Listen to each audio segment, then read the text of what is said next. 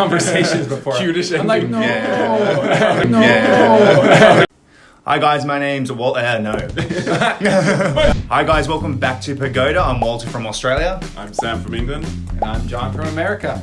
And today we're going to talk a little bit more about our stories about maybe our life here in Korea, and specifically how our English might have changed while working here. Now, as Koreans, you learn basic American style English, I believe, but Sam is from England and I'm from Australia, and if you didn't know, John is from America.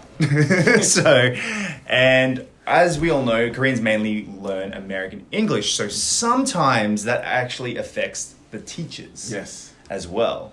So, Sam, for you, how long have you lived here in Korea? 4 years? 2 years? 12?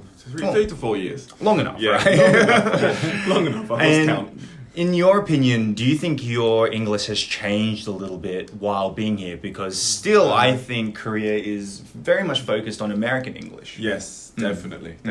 There are certain like British academies, I think. I've seen one. I can't remember the name. But yeah, there are places that focus specifically on British English, but those are kind of the rare cases, among the And crowd. they won't accept you anyway. Yeah, they won't accept me. I'm not posh enough. Yeah. So, definitely through teaching mainly American English. Well, nearly every student we interact with wants to learn that.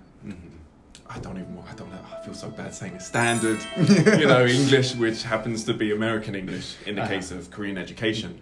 So I have unfortunately picked up a lot of American English. Yes. And I failed to notice this until I went back home to England. Yeah. And then I You were on told vacation? some of it. Yeah, I literally said that. I was like, I asked one of my mates, I was like, so where'd you go on vacation? And we were in a pub, and he literally looked at me like, get out. like, vacation?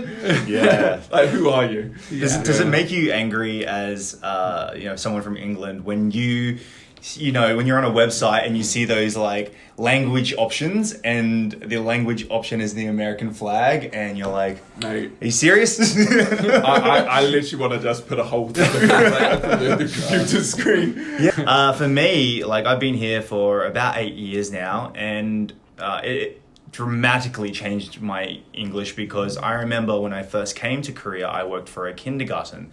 And they said to me in the interview, they're like, "Oh, your accent is quite Australian." I was like, "Well, go figure." As a problem. Yeah. They was like, "Oh, we don't think the children will understand you," and I was like, "Oh," and they said, "Can you please, I don't know, Americanize your English?"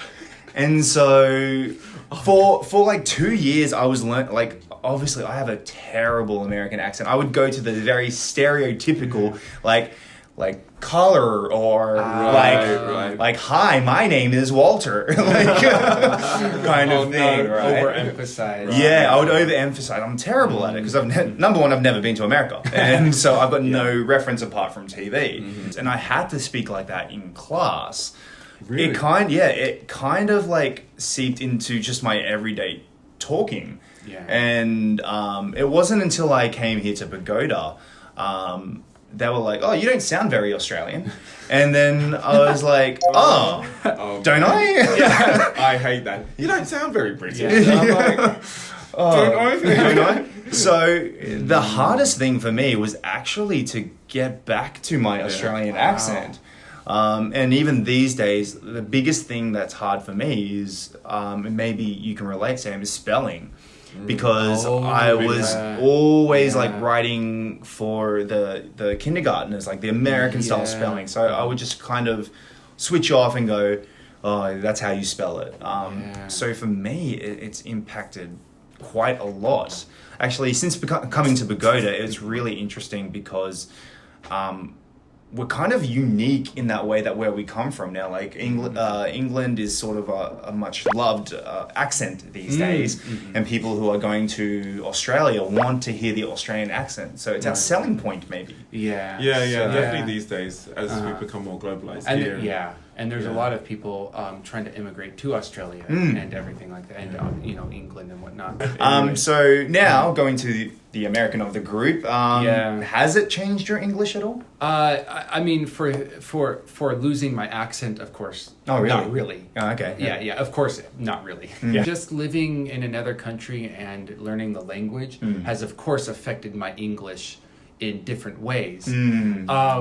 But to go to like the spelling that you were talking about, sometimes we do work out of international textbooks, and I do read a lot of international articles, maybe BBC or something. So these days I do get confused on spellings. I know one that I'm always confused on is gray.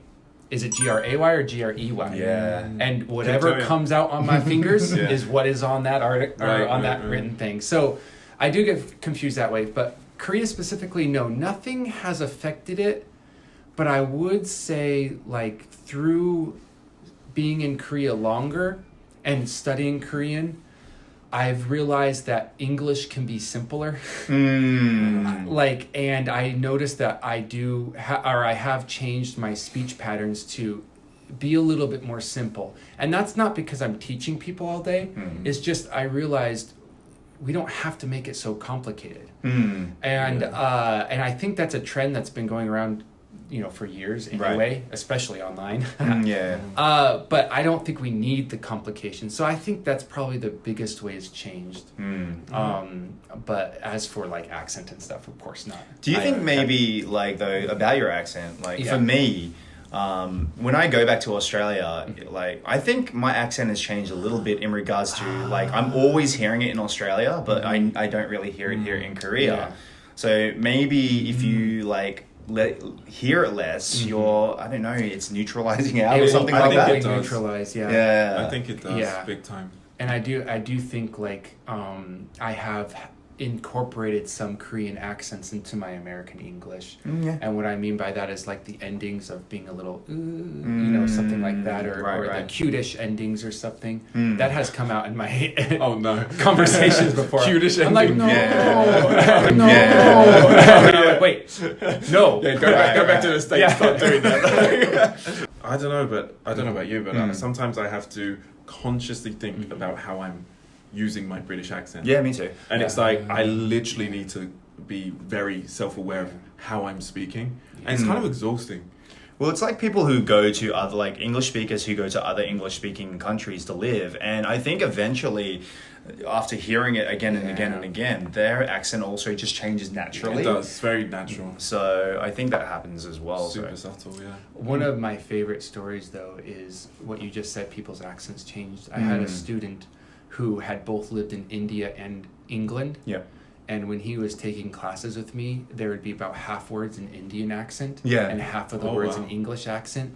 It was the most fun I've ever had in class. I was amazing. What is happening here? Right. But it just goes to show where you live is where you start picking up. Well, who you're surrounded by as well, because I have a friend who is Filipino and his wife is Korean, and he has that sort of Filipino English accent, but since he's constantly around his wife has picked up that same accent. Oh, interesting. So she sounds like she's got that certain I don't know, cadence is the word, but that twang in their voice. That classic Filipino twang.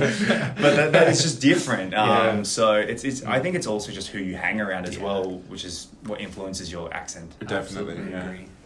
So guys, how about you? You're learning English. Has it been really difficult to sometimes, read something in British English or read something in American English? Let us know in the comment section below. Always remember to like, comment, and subscribe. And we'll see you on the next episode on Pagoda 1. Bye. Bye.